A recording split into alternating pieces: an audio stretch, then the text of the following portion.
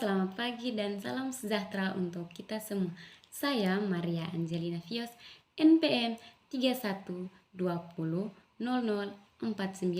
semester 6B.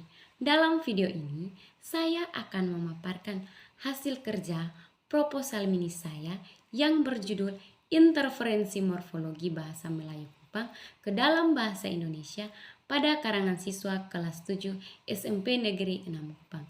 Video ini saya buat untuk memenuhi salah satu tugas ujian akhir semester mata kuliah sosiolinguistik dengan dosen pengampu mata kuliah Leni Novriani Adam. Bab 1 pendahuluan. Latar belakang, alasan saya memilih judul ini karena judul ini berlatar belakang dari masalah yang penting untuk dilakukan penelitian. Yang pertama, untuk mengetahui bentuk interferensi bahasa morfologi bahasa Melayu Kupang ke dalam bahasa Indonesia pada karangan siswa kelas 7 SMP Negeri 6 Kupang. Yang kedua, untuk mengetahui faktor penyebab terjadinya interferensi morfologi bahasa Melayu Kupang ke dalam bahasa Indonesia pada karangan siswa kelas 7 SMP Negeri 6 Kupang. Yang kedua, rumusan masalah.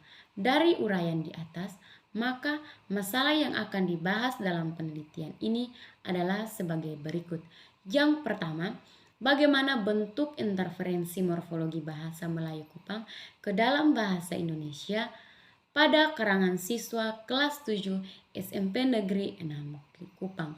Yang kedua, bagaimana faktor penyebab terjadinya interferensi morfologi bahasa Melayu Kupang ke dalam bahasa Indonesia pada karangan siswa kelas 7 SMP Negeri 6 Kupang. Yang ketiga, tujuan penelitian. Terkait dengan rumusan masalah di atas, penelitian yang diadakan dengan tujuan untuk yang pertama, mengidentifikasi dan mendeskripsikan interferensi morfologi bahasa Melayu Kupang ke dalam bahasa Indonesia pada karangan siswa kelas 7 SMP Negeri 6 Kupang.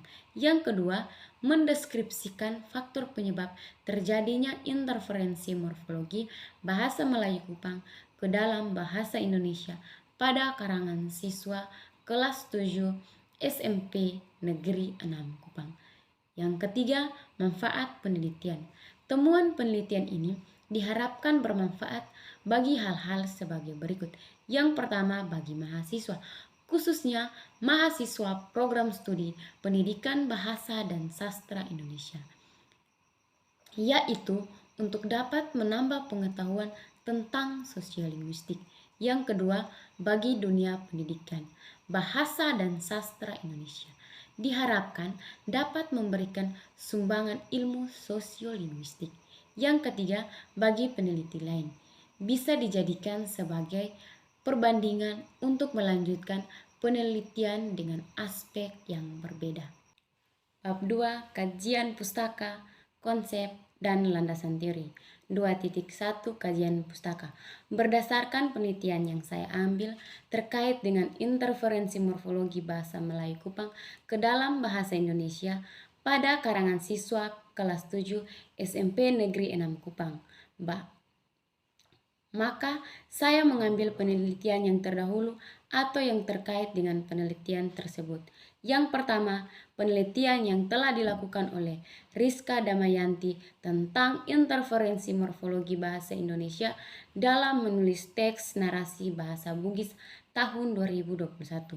Penelitian ini membahas tentang bentuk interferensi morfologi pada aspek afiksasi dan pemajemukan bahasa Indonesia yang ditemukan dalam teks narasi bahasa Bugis siswa kelas 7 SMP Negeri 1 Tondra. Yang kedua, penelitian yang dilakukan oleh Agnes Maria Riana Rafael tentang interferensi fonologi penutur bahasa Melayu Kupang ke dalam bahasa Indonesia di Kota Kupang pada tahun 2019. Penelitian ini membahas tentang bentuk-bentuk interferensi dalam ranah morfologi.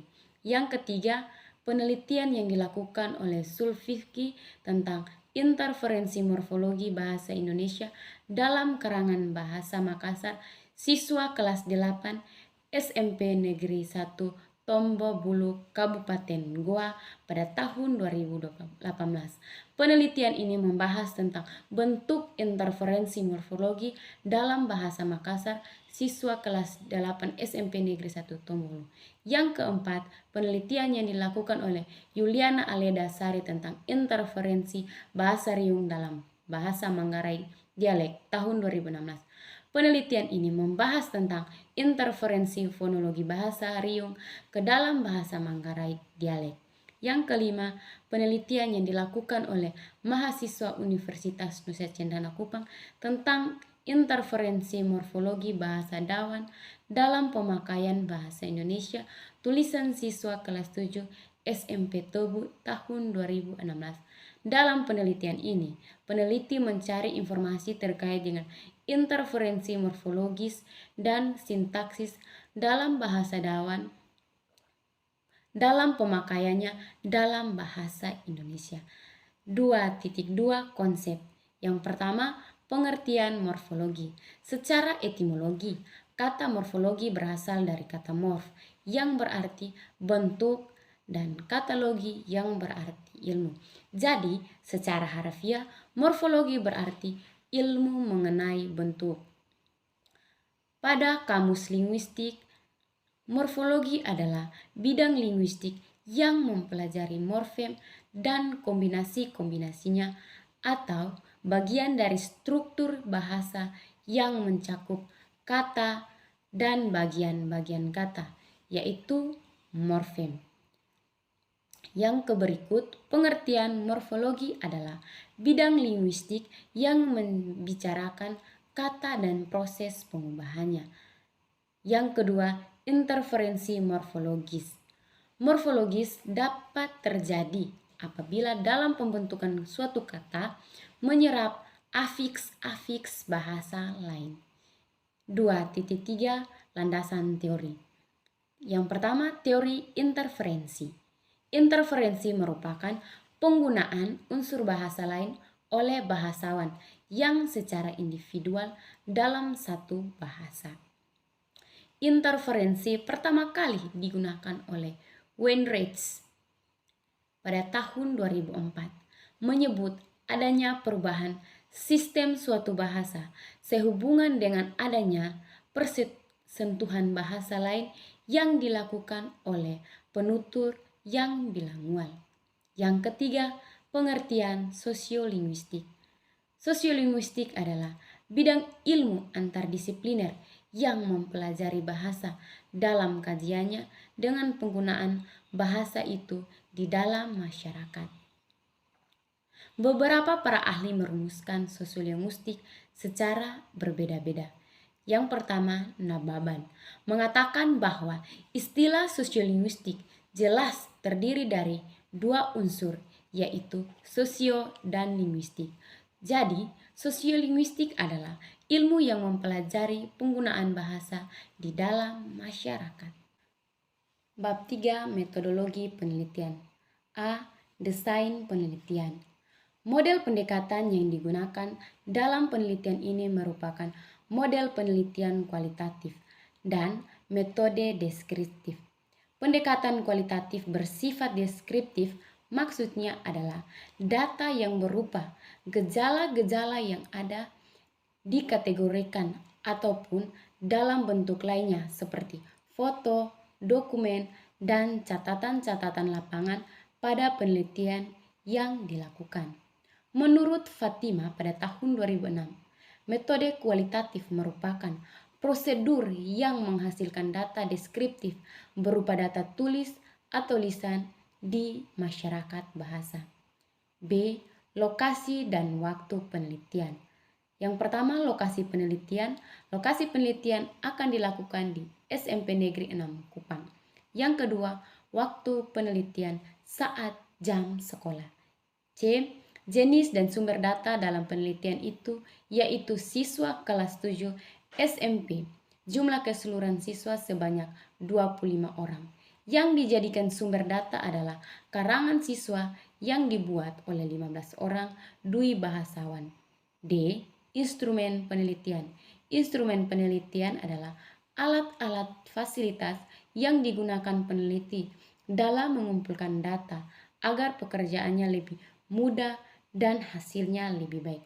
Dalam arti yang cermat, lengkap, dan sistematis, sehingga lebih mudah diperoleh. Instrumen yang digunakan berupa tes mengarang, dilakukan dengan cara memberikan waktu kepada siswa untuk membuat karangan berdasarkan pengalaman pribadi yang merupakan karangan non-fiksi. Dipilihnya jenis karangan ini agar memudahkan siswa dalam menulis karangan dengan cara mengingat kembali pengalaman-pengalaman pribadi yang paling mengesankan, kemudian dituliskan dalam sebuah karangan. Panjang karangan tidak lebih dari 2 halaman. E. Teknik pengumpulan data. Pengumpulan data dalam penelitian ini dilakukan dengan cara membaca sumber tertulis, kemudian dilakukan dengan inventarisasi dengan teknik catat, yaitu mencatat data-data yang terkumpul. Data tentang interferensi bahasa Melayu Kupang ke dalam bahasa Indonesia pada karangan siswa kelas 7 SMP Negeri 6. Diolah dengan teknik komparatif yang dianalisis dalam bentuk deskriptif. Data dikumpulkan dalam pencatatan, dilanjutkan dengan penjelasan tentang bentuk-bentuk interferensi bahasa yang terjadi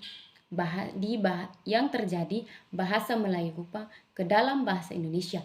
Kemudian dilanjutkan dengan penjelasan-penjelasan tentang bentuk-bentuk interferensi yang terjadi. Demikian hasil pemaparan proposal saya. Jika ada salah dalam penjelasan proposal ini, saya mohon maaf. Sekian dan terima kasih.